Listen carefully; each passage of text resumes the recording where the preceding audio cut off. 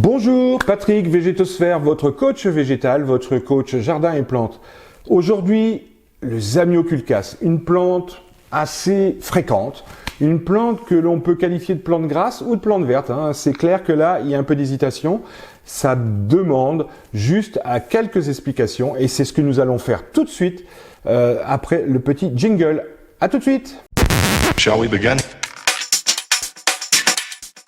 Zamioculcas zamifolia, voici son nom, on l'appelle aussi ZZ. Zamioculcas c'est le genre, Zamifolia c'est l'espèce. C'est une plante de la famille des Aracées et la famille des Aracées, c'est une famille qu'on connaît bien, notamment avec l'arôme. D'ailleurs, voici la fleur du Zamioculcas dont on peut dire que c'est pas la chose la plus intéressante. Ça ressemble évidemment à une fleur d'arôme, sauf que celle-ci elle était un peu passée, elle est sèche. Et là j'en ai deux qui vont venir là très prochainement. Donc le Zamioculcas est une plante qui fleurit, mais c'est vraiment pas l'objet de son intérêt parce que c'est anecdotique, c'est presque pas beau, un peu en tire-bouchon comme ça. Et d'ailleurs, elle est presque pas visible, elle est en bas, elle est coincée dans le feuillage, alors que le feuillage lui est proéminent et vraiment très gracieux. C'est donc une aracée. C'est une plante qui va mesurer entre 50 et 1 mètre. Là, j'ai un plan adulte, il va faire un petit mètre de haut. Elle a une dizaine d'années, elle a déjà du vécu parce que j'ai dû la rempoter plusieurs fois et la diviser. Ici, j'ai un jeune Zamioculcas que je viens d'acheter, qui fait un peu moins de 50 cm. Donc, plante, en fait, pour bien vous présenter le Zamioculcas, on ne lui a pas encore vraiment trouvé un autre nom. On voit parfois dans la littérature le nom gemme de Zanzibar. Tout ça pour vous dire que son origine géographique, qui va déterminer ses soins, ça c'est juste à retenir, c'est plutôt l'Afrique, c'est clairement l'Afrique, c'est le Kenya, c'est la Tanzanie, c'est l'île de Zanzibar. Alors ce sont des endroits où le climat n'est pas totalement anodin. On a plutôt deux saisons, une période sèche, et on a une période très humide, ce qui va justifier la présence d'eau dans le feuillage. Et ce sont des plantes qui poussent dans des endroits un peu rocailleux, donc il y a vraiment nécessité de stocker de l'eau. Donc quand je dis plante grasse, plante verte, on la vend comme une plante verte, mais à mon avis, il faut la soigner un peu comme une plante grasse. Donc feuillage succulent, épais, charnu, des tiges donc qui portent les petites feuilles qui sont elles remplies de flotte, et on a aussi une partie charnue au niveau des racines qui, et c'est peu de le dire, est remplie d'eau. Vous le verrez le jour où vous la diviserez, c'est considérable. Donc c'est une plante assez intéressante. Alors on a dit qu'elle venait de Zanzibar et d'Afrique. On connaît à peu près ses origines.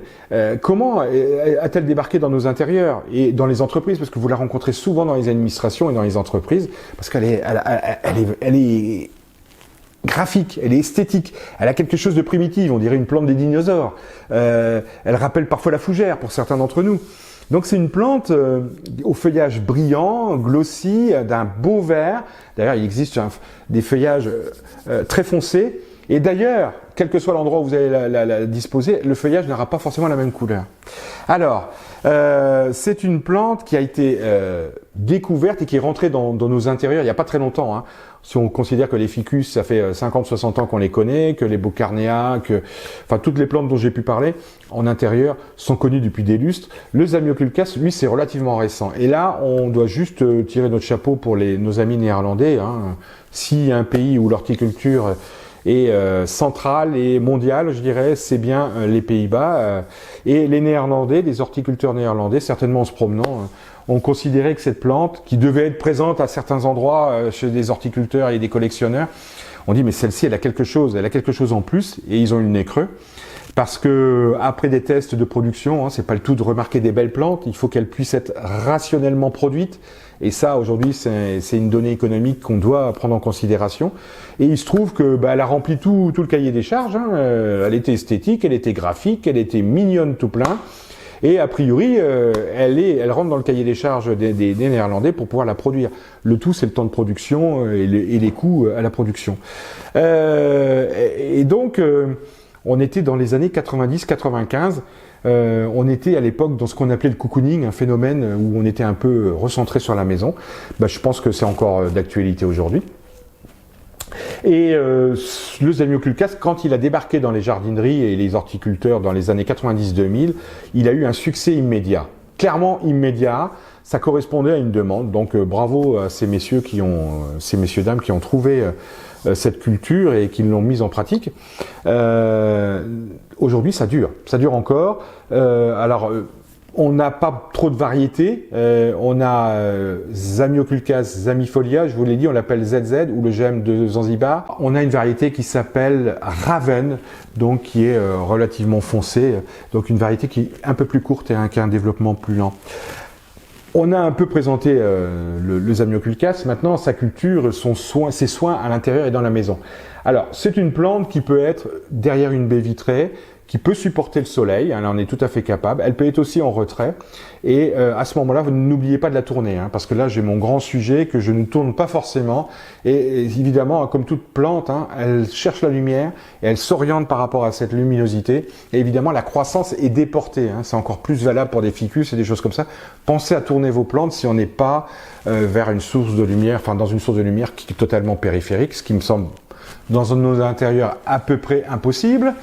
Donc on n'oublie pas de les tourner.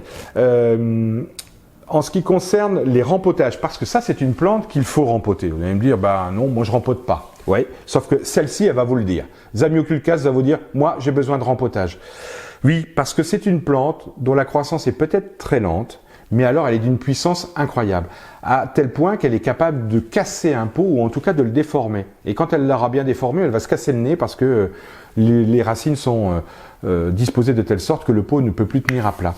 Ça, c'est quand on est dans un pot en plastique, je dirais, de cette qualité qui est celui d'élevage. Ici, je suis dans un bac à réserve d'eau qui est très dur, qui est en résine. Il ne va pas casser le pot, même si elle continue à pousser, mais cette plante a déjà été divisée 2 fois et je pense que pour l'année qui arrive, je vais devoir la diviser à nouveau. Donc, on se rendra alors compte de la puissance lente, mais de la puissance de développement de cette plante, qui est gorgée d'eau, je le rappelle, elle a de l'eau dans les feuilles, dans les tiges et dans les racines. Et au moment où vous la découperez, alors là, découpe. Si vous avez un jardin, vous avez une bêche, et vous avez une bêche avec le fer de bêche, un ou 2 coups très nets, et vous allez diviser la plante en 2 ou 3. Vous laissez sécher 24 ou 48 heures, et ensuite on rempote, et c'est reparti pour un petit tour. Le terreau, alors, comme je vous l'ai dit, mi-chemin entre les plantes vertes et les plantes grasses, moi je considère qu'un terreau-cactus est particulièrement adapté parce qu'il est filtrant et que les excès d'eau seront éliminés. Et si vous avez que du terreau plante verte, ajoutez un peu de sable et ça fera parfaitement l'affaire. 4 volumes de terreau, 1 volume de sable et l'ensemble devient filtrant et les excès d'eau sont ainsi éliminés.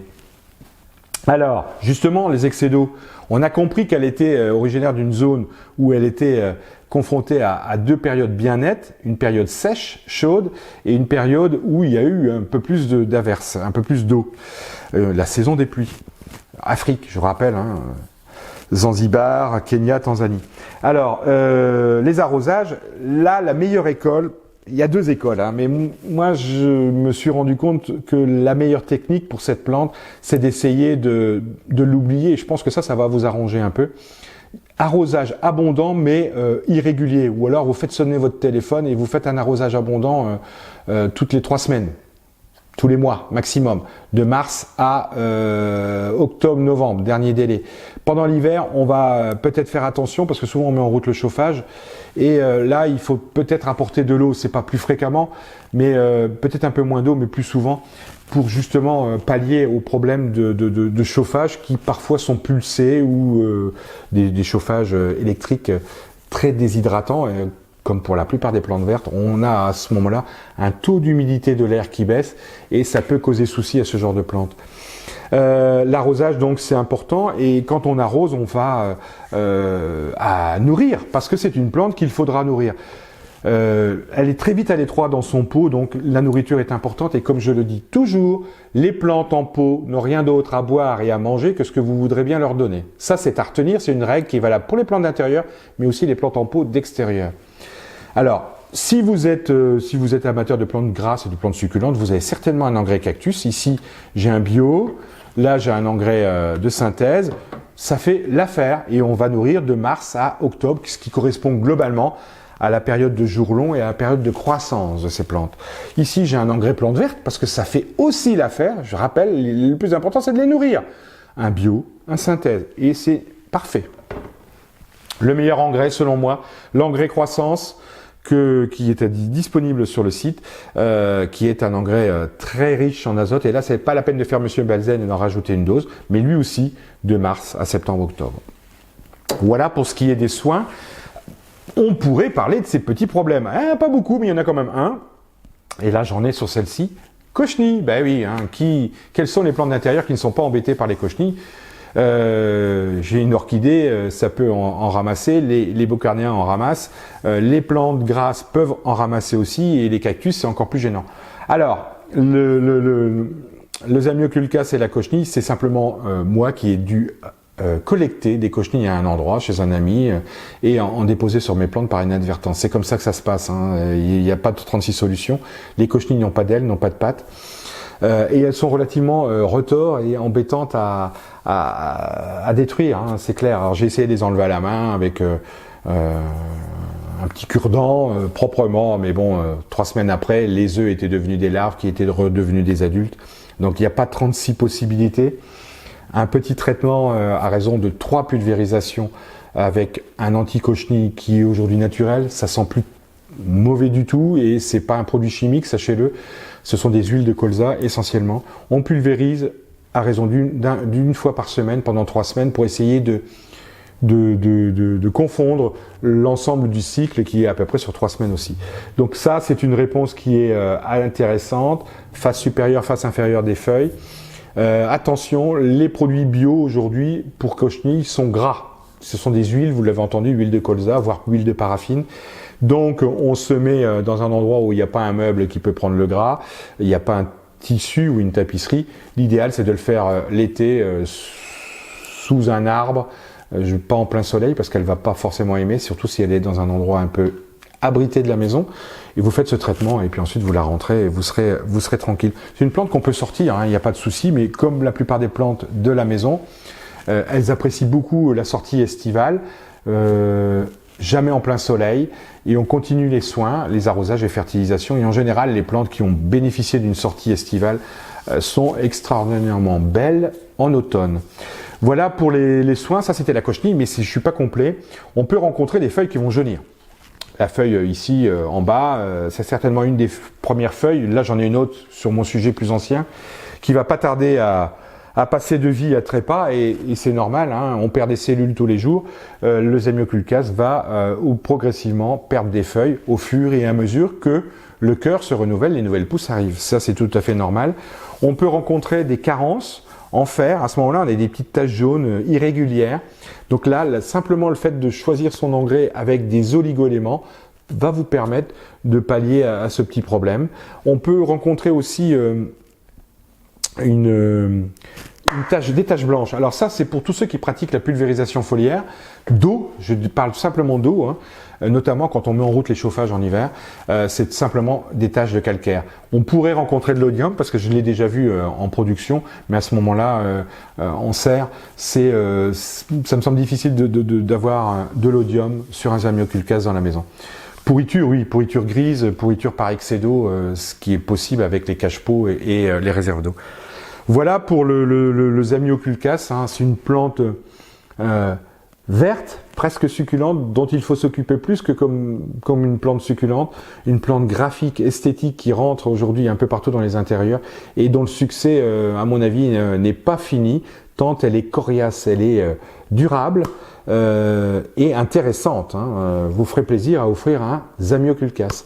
Je vous salue, je vous dis à très bientôt. N'oubliez pas de vous abonner à notre chaîne Végétosphère et d'aller visiter le site végétosphère.com, sur lequel vous allez retrouver la vidéo évidemment, mais vous allez aussi retrouver une newsletter, une fiche technique beaucoup plus complète sur le Zamioculcas et les soins que je n'ai pas forcément donné ici en information dans cette vidéo. Je vous salue, je vous dis à très bientôt pour une prochaine vidéo et je pense qu'on parlera des succulentes au sens large du terme. À très bientôt. Au revoir. Shall we begin?